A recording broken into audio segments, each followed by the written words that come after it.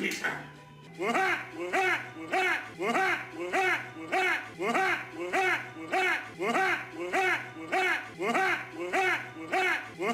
Welcome back to Stephen King Month. So last time we left off, we were on The Dead Zone, and this week, or this time rather, we're going to be taking a look at a Johnny Depp Stephen King film, which is kind of a first, really.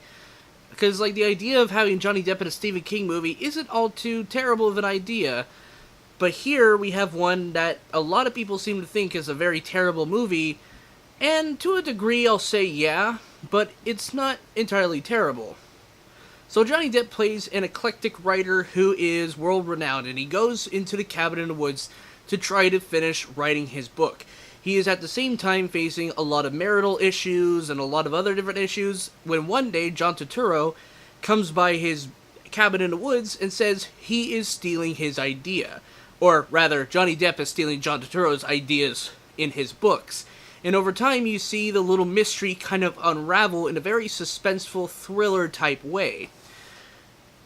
This movie is kind of an odd one to me because I don't think it's a terrible movie like many people seem to think. There's a lot of hidden details in this movie that I really do appreciate, especially the direction and the cinematography. They're pretty good, but the problem is that this movie suffers from a weak second act that could really leave people unfocused from the rest of the film, and it could have benefited to have a little bit more cooking to the meat. Now, when I say cooking the meat, I typically, when I review movies, I put it as kind of a sandwich. So you have the two slices of bread that comprise the first and third act. The first act is essentially, the beginning of it. When you bite down into a movie, you bite down into the first act, which is the top layer of bread. The second act is the meat of the thing, where you have all the suspense and drama and all this other stuff that comprises the heart of the movie. And then the third act is the last thing you bite into with your front teeth, and it gives you the satisfying conclusion when you fully swallow the entire film. And I found that the second act, the meat of this, could have used a little bit more rewrites. Just like in the case of Cujo, I think that there is, again, too many side plots. I understand that the whole marital thing is important to this character, Johnny Depp's character, but it could have been focused on a little bit less than it needed to. Because it focuses a little bit too much on it in the second act of the movie, where it could have been, interactions between John Turturro and Johnny Depp. Because that's where the best parts of this movie really lie, is the interaction and the suspense, the thriller aspect rather, between John Turturro and Johnny Depp. That's where you're most invested. But because most of the second act is concerned with some of that stuff more than the relationship between John and Depp, or the Turturro and Depp, it kind of leaves you feeling like the meat of the story is a little bit undercooked.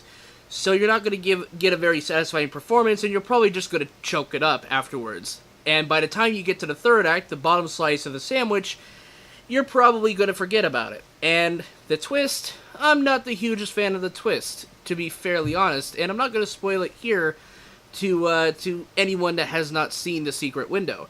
However, I do kind of think that you should watch it. Again, there's some stuff that you can admire about the film. The first and third acts are really good, except maybe the ending, which I don't entirely enjoy. The performances by John Turturro, Johnny Depp, and all the other cast members in this movie give their all in the film. It's just, if you're trying to go for a Stephen King story, you're not going to get it fully because you're probably going to get distracted too many times by the other subplots in the film that almost derail the film for me in a way. It's not a terrible film by any means, but I think it's an okay movie. It's not bad, nor is it good. It's just kind of the medium area. Probably like a 5 out of 10 on the scale here. But yeah, all in all, I'm going to give The Secret Window a solid C. It's an okay movie. I don't think it's terrible, but I don't think it's great either. And I don't think it's too underappreciated either. It's just kind of there. Well, that was my review for The Secret Window. Thank you guys so much for watching, and the next episode, we will finally get to the penultimate episode where we will discuss Stephen King's It, the miniseries from 1990. And then afterwards, we'll see if the new one can float too. So, I'll see you guys in the next video. Peace.